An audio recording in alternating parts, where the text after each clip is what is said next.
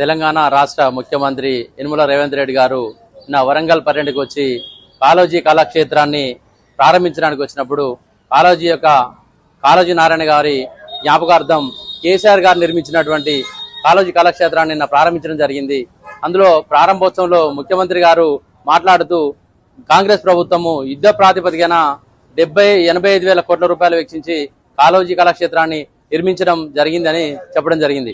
అదే ఈ కాంగ్రెస్ ప్రభుత్వము తెలంగాణ రాష్ట్రం రాకముందు మా వినయన్న, అదేవిధంగా మా వినోదన్న, మిగతాటువంటి కళాకారులు, ఇక్కడ నుండి ఉద్యమకారులందరూ కూడా పోయి కాంగ్రెస్ పార్టీకి ఎన్ని అర్జీలు పెట్టుకున్నా, ఎన్ని దరఖాస్తులు పెట్టుకున్నా కూడా కనీసం 300 గజాలు కూడా అయినటువంటి కాంగ్రెస్ పార్టీ నేడు అయితే ఆ తర్వాత తెలంగాణ రాష్ట్రం వచ్చినాక ముఖ్యమంత్రి కేసీఆర్ ముఖ్యమంత్రిగా చేపట్టిన తర్వాత ఈ కాళోజీ కళాక్షేత్రానికి 3.5 ఎకరాలు ఇవ్వడమే కాకుండా దానికి 75 వేల కోట్ల రూపాయలు వెచ్చించి కళాక్షేత్రాన్ని 90% పూర్తి చేసుకోవడం జరిగింది.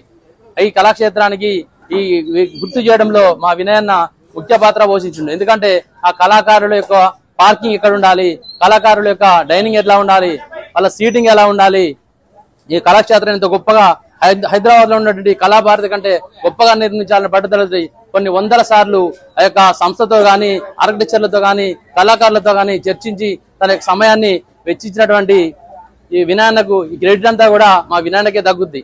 ఎందుకంటే ఈ రోజు ప్రభుత్వాలు ఉంటాయి పోతాయి, ముఖ్యమంత్రి యొక్క రాష్ట్ర ముఖ్యమంత్రులు, పార్టీలకు ముఖ్యమంత్రులు మారుతా ఉంటారు, వస్తూ ఉంటారు.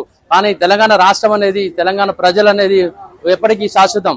ఏ ముఖ్యమంత్రి అయినా కూడా కొన్ని గత ప్రభుత్వాలు చేసినటువంటి కార్యక్రమాలను చెప్పాల్సిన అవసరం ఉంటుంది. ఎందుకంటే గత ప్రభుత్వంలో రాజశేఖర రెడ్డి గారు కాంగ్రెస్ పార్టీ ముఖ్యమంత్రి అయినప్పుడు కూడా ఆయన ఇచ్చినటువంటి కార్యక్రమాల వల్ల కొన్ని 100 మంది కూడా ఆయనను దేవునిగా పూజిస్తారు. ఆయన ఇచ్చినటువంటి ఒక ఏదైతే విద్యార్థులకు వచ్చినటువంటి ఫీజు రిమర్సెట్ అయితే, ఆరోగ్యశ్రీ అయితే, అలాంటి అనుభవించిన వాళ్ళు కానీ ఇప్పటికీ వాళ్ళ ఇళ్లలో ఉంచుకొని దేవుని ఫోటో పక్కన పెట్టి పూజించుకున్న సందర్భం. ముఖ్యమంత్రిగా అవకాశం వచ్చినప్పుడు ప్రజల కోసం ఏం చేయాలి, ఉన్న కాలంలో ఇంత గొప్పగా చేయాలని ముఖ్యమంత్రి ఆలోచించాలి తప్ప మన ముఖ్యమంత్రి ప్రారంభోత్సవంలో ఆయన మాట్లాడుతూ కేసీఆర్ గారు ఈ రోజు మన శ్రీ కాళోజీ నారాయణ గారిని మనకు భౌతికంగా లేకున్నా కూడా ఆయనకు జీవం పోసిండు అంటే జీవం పోసి ఒక కళాభారతిని గొప్పగా నిర్మించి వరంగల్ నగరానికి కీర్తి తెచ్చినటువంటి కేసీఆర్ గారు ఈ రోజు మేమే నియమించినామని చెప్పినటువంటి ముఖ్యమంత్రి కనీసం ఒక ముఖ్యమంత్రి హోదాలో మంచిగా గొప్పగా ఎంతో హుందాగా మన తెలంగాణ రాష్ట్రానికి పేరు తెచ్చే విధంగా మాట్లాడుంటే బాగుండేది. ఎందుకంటే ఈ ముఖ్యమంత్రి మన కేసీఆర్ గారు ఈ రోజు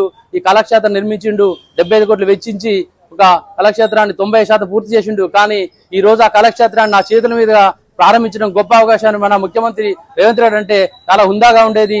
తెలంగాణ ప్రజలకు కూడా చాలా సంతోషం అనిపించేది.